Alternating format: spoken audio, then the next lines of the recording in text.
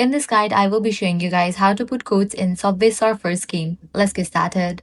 First, you don't need to use the Subway Surfers app directly because the game uses a browser-based redemption system for entering codes. So close the game, launch your preferred browser. Now type in Subway Surfer redeem codes and search for it.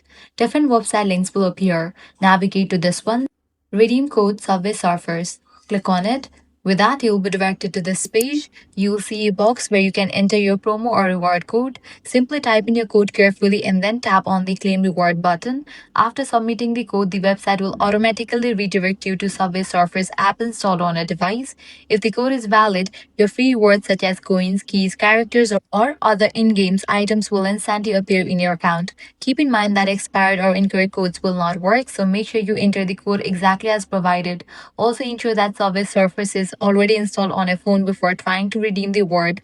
That's how easy it is to enter and redeem codes in Subway Surface using your browser. If this guide was helpful, do not forget to like, share, and subscribe.